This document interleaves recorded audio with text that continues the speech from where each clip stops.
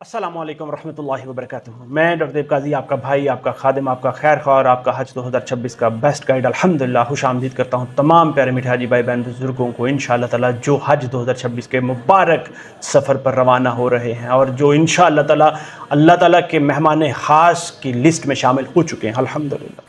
जिस तरह से आप जानते हैं कि पिछले हिस्सों में, पिछली 2 एपिसोड में हमने बात की रूहानी और ज़हनी तैयारी की और जिस्मानी और अमली तैयारी की, और हमने देखा कि वो कितने ज़रूरी है, कितनी अहमियत है उनकी। लेकिन आज हम एक ऐसे पहलू के ऊपर बात करने जा रहे हैं जो सबसे ज़्यादा ज़रूरी और सबसे ज़्यादा दिल को झंझोड़ देने वाला है, और वो है अखलाकी तैयारी और दिलों को नरम करना।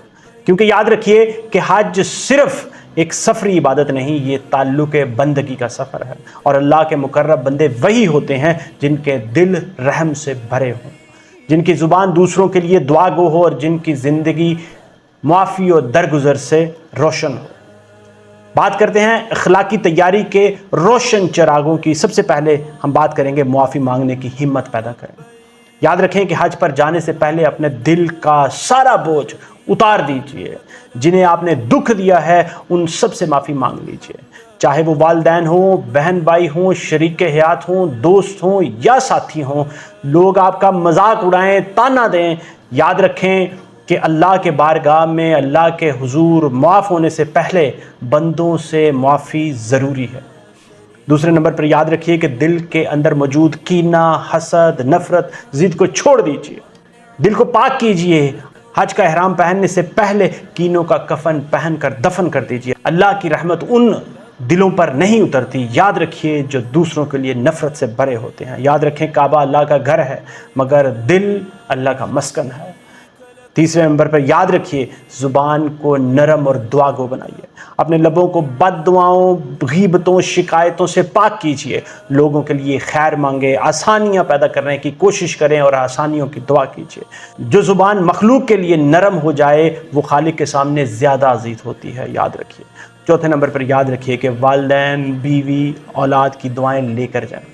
रुखसत होने से पहले अपने वालिदैन के कदमों को चूम लीजिए, उनसे माफ़ी मांग लीजिए, उनकी दुआएं अपने साथ ले लीजिए इंशाअल्लाह ताला आपने, और इसके साथ साथ अपने शरीक हयात, बच्चों और अहले खाना को गले लगा लीजिए। इनकी खुशी को अपनी नेकी का हिस्सा बना लीजिए। और जो दिल अपनों के लिए नरमी सीख ले, याद रखिए कि वो वहाँ जाकर अल्लाह की रहमत के काबिल बन जाता है। मैं उन तमाम प्यारे मीठे हाजी भाई बहन बुजुर्गों से मुखातिब हूँ जो इंशाअल्लाह ताला हज 2026 के सफ़र में रवाना होने वाले हैं और इंशाअल्लाह ताला हाजी बनने वाले हैं। याद रखें कि जब आप खाना काबा के सामने खड़े होंगे तो वहाँ सिर्फ जिस्म खड़ा नहीं होगा, याद रखें, बल्कि आपका दिल अल्लाह के दरबार में पेश होगा। और अगर दिल जंग आलूद हुआ, गंदा हुआ, उसमें नफ़रतें, कीना, बुग़्ज़ और रियाकारी हुई तो जिस्म का सजदा भी कबूल नहीं होगा। लेकिन अगर दिल नरम हुआ, रोशन हुआ, आजिज़ हुआ तो अल्लाह की रहमत आपको ढांप लेगी इंशाअल्लाह ताला।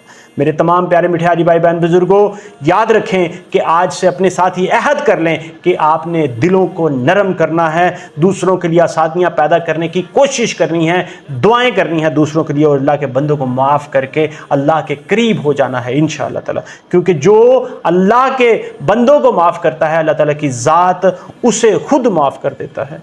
मैं आपको ये ज़रूर बताता चलूँ, याद रखें कि यही है हकीकी तैयारी, यही है वो तैयारी जो आपके हज 2026 को हज मबरूर में बदलने का सबसे कीमती राज अता करेगी इंशाअल्लाह ताला।